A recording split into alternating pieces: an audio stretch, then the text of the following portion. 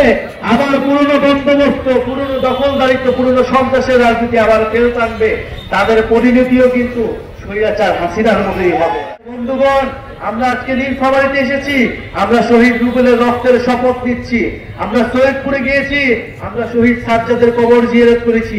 এই সকল শহীদরা আমাদের অনুপ্রেরণা।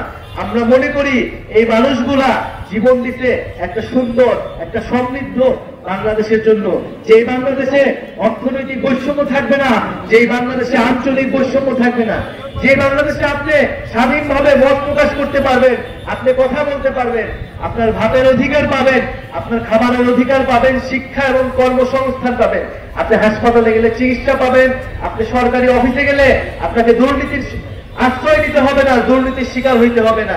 এরকম একটা বাংলাদেশের জন্য আমাদের ছেলেরা, মেয়েরা, আমাদের ভাই বোনেরা জীবন দিতে আমরা রাস্তায় নামছিলাম। প্রিয় বন্ধুগণ, যদি গণ অভ্যুত্থানের পরে আমাদের এই সকল দাবি পূরণ হয়ে যেত, তাহলে আমাদের রাজনৈতিক দল করা লাগতো না। কিন্তু আমরা দেখছি 7 মাস, 8 মাস, আজ 1 বছর হয়েছে, কিন্তু এই সকল দাবি পূরণ করা হচ্ছে না। কেবল নির্বাচন নির্বাচন নির্বাচন বলে আমাদেরকে সামনে একটা গুলা ঝুলানো হচ্ছে। আমরা এই ধরনের কোন ধোঁকাবাজিতে বিশ্বাস করব না। আমরা অবশ্যই নির্বাচন চাই, আমরা নির্বাচিত সরকার চাই, কিন্তু অবশ্যই এই গণ অভ্যুত্থানে যারা হত্যা করেছে সেই শেখ হাসিনা এবং তাদের দোসর যারা বাংলাদেশের প্রতিটি এলাকায় এলাকায় এখনো লুকায় আছে, তাদেরকে বিচারের আওতায় অবশ্যই অবশ্যই আনতে হবে। শেখ হাসিনাকে দেশে এনে বিচারের আওতায় আনতে হবে। এই শেখ হাসিনার বিচার না হওয়া পর্যন্ত এই শহীদ রুবেলের বাবা আমাদের সকলের মনে যে দাউ দাউ করে আগুন জ্বলতেছে, সেই আগুন কোনোদিন নিভবে না।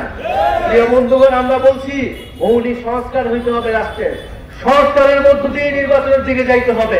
আমরা আরো বলছি বাংলাদেশে একটা নতুন সংবিধান লাগবে।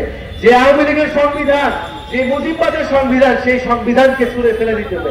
সেই সংবিধান আপনারা আমার অধিকার রক্ষা করতে পারে নাই।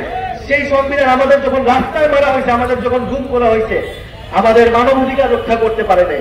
ফলে সেই সংবিধান, যে সংবিধান জনগণের সংবিধান নয়, সেই সংবিধান রাখার আর কোনো মানে হয় না। ফলে বন্ধুগণ, আমরা পুরা দেশব্যাপী দেশ গড়তে জুলাই পদযাত্রা কর্মসূচি হাতে নিয়েছি। আমরা প্রথমে উত্তরবঙ্গ এসেছি, রংপুর গিয়েছি, গাইবান্ধা গিয়েছি, আজকে নীলফামারী। কারণ আমরা মনে করি যে উত্তরবঙ্গ বৈষম্যের শিকার, এই উত্তরবঙ্গ থেকে আবু সাঈদ, শহীদ রুবেলরা দাঁড়িয়েছিল। ফলে উত্তরবঙ্গের প্রতি আমাদের আলাদা দায়বদ্ধতা আছে। সেই দায়বদ্ধতার জায়গা থেকে আমরা নীলফামারীতে আসছি। নীলফামারীর ইতিহাস অনেক সমৃদ্ধ, নীলফামারীর ইতিহাস, লড়াইয়ের ইতিহাস, সেই নীল বিদ্রোহ থেকে আমরা নীলফামারীর কথা শুনি। বন্ধুগণ, এই গণ অভ্যুত্থানের মধ্য দিয়ে আমাদের নীলফামারী জেলায় আমাদের যারা বৈষম্য বিরোধী আন্দোলন করেছেন, আমাদের গণ অভ্যুত্থানে অংশগ্রহণ করেছেন, তারা আমাদেরকে সমর্থন দিবেন, সহযোগিতা করবেন। আমরা একটা নতুন দল করেছি, আপনাদেরকে কথা দিয়ে যাচ্ছি, আমরা খুব শীঘ্রই আপনাদের যে দাবিয়ে দেওয়া, আপনাদের যে আকাঙ্ক্ষা, আপনাদের যে প্রত্যাশা, তরুণদের একটা রাজনৈতিক দল থেকে সেই প্রত্যাশা আমরা খুব শীঘ্রই পূরণ করব। আর এটা ভাবার কোন কারণ নাই যে রাজপথে তৃণমূলে কেবল একটাই দল আছে। বাংলাদেশের নতুন রাজনৈতিক শক্তির উত্থান ঘটেছে, নাগরিক পার্টির উত্থান ঘটেছে, তারুণ্যের উত্থান ঘটেছে, 24-এর শক্তির উত্থান ঘটেছে।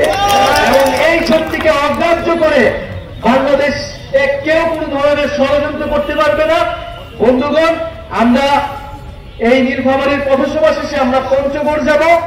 আপনারা আমাদের এই পুরো যাত্রায় আমাদেরকে সহযোগিতা করবেন এবং আমরা 3রা আগস্ট শহীদ মিনারে ঢাকায় বিশাল জমায়েত করব এবং আপনাদের যে সমস্যাগুলোর কথা, সেই সমস্যাগুলো নিয়ে আমরা ইস্তেহার দিব জাতির সামনে যে এইটাই জনগণের সমস্যা।